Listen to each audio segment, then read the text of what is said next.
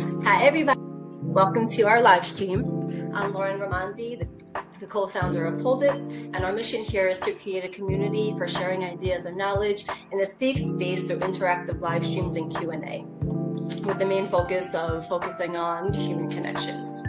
So here today on our live stream, we'll be talking about startup accelerators with the amazing Shanna Greathouse of Piggyback, who's going to talk about her experience throughout.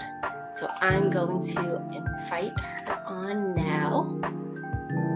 If you've seen any of our other live streams, you may have seen her before. She's really smart. She's been through a lot, and I'm excited to hear about her experiences and share some of my own as well.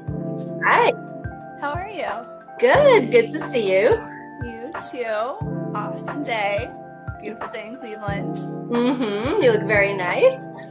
Thank you. Put on my summer outfits. So I know. I'm excited. I have the no sleeves on. I think the last time we were in sweaters, so I'm very excited.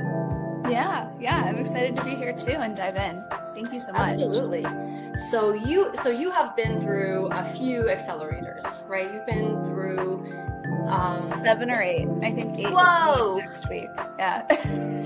Wow. Okay. So let's jump in. So accelerators. So some people get confused between accelerators and incubators. So let's start with that. So what is the difference between the two? So incubator is kind of what it sounds like. You're a really small, you're at infancy stage, you're looking to grow the idea, come up with product market fit. Well, you can do product market fit later in accelerator too, but you're testing the market, validating your idea.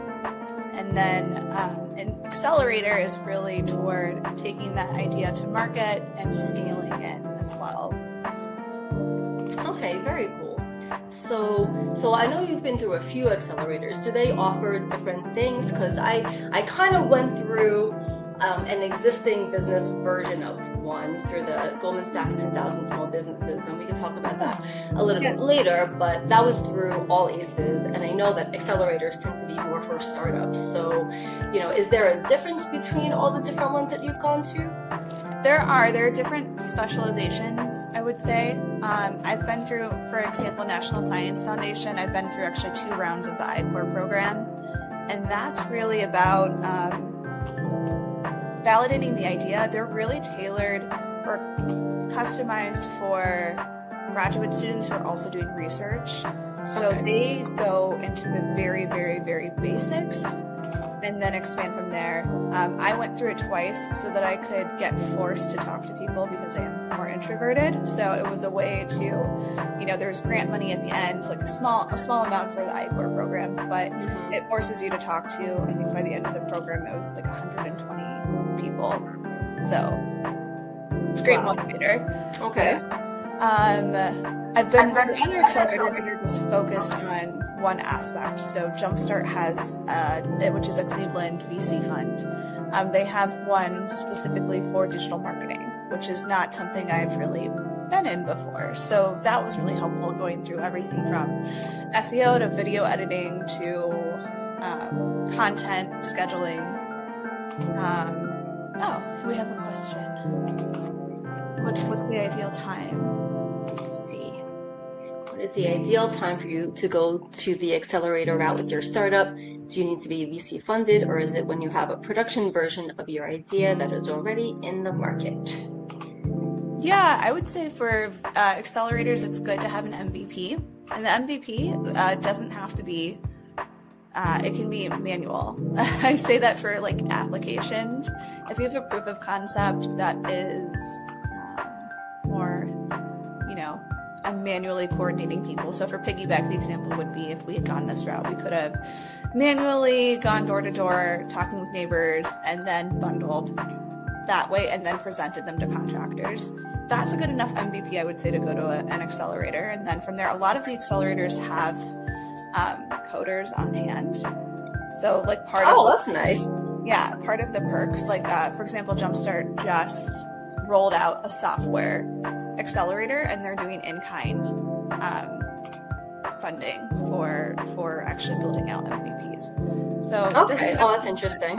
Yeah, it doesn't Okay. have to be as fully baked as you would think. Certainly not VC funded. A lot of people use accelerators as a way to get initial funding, especially if they don't have a deep network for friends and family rounds or angels. Sure. So when you go through accelerators, you have to give up equity, right? Or how does it work? Or Not does necessarily. It depends on the yeah. accelerator. Some require it, some don't.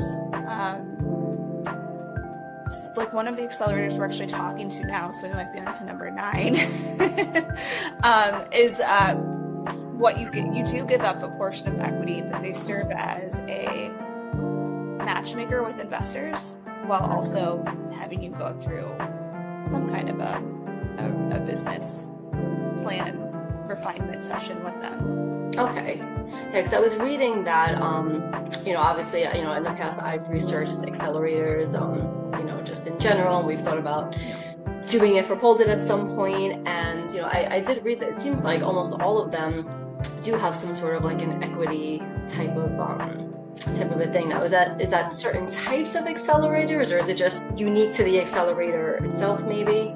It's unique to the accelerators. A lot of them are funded through like the Economic Development Fund. Mm-hmm. So then they're getting government fund to stimulate the economy, and they get funded based on, their output, essentially, how engaged they are with the entrepreneurs, what kind of services they're providing. So the accelerator becomes an extension of that, and it locks in they're getting paid for it too. Like the funding also includes their salaries.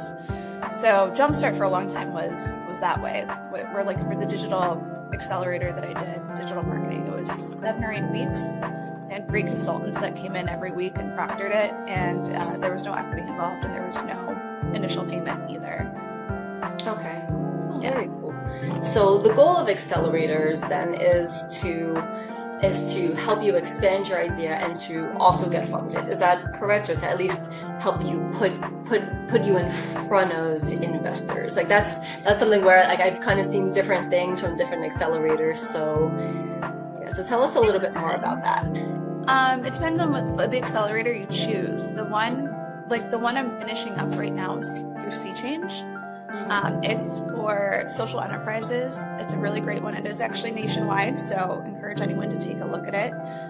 Once you need it, it's a lot of repeat curriculum from every other accelerator I've been in, and it doesn't necessarily match you with investors, though at the end there's like a pitch summit that they host. Okay. So that,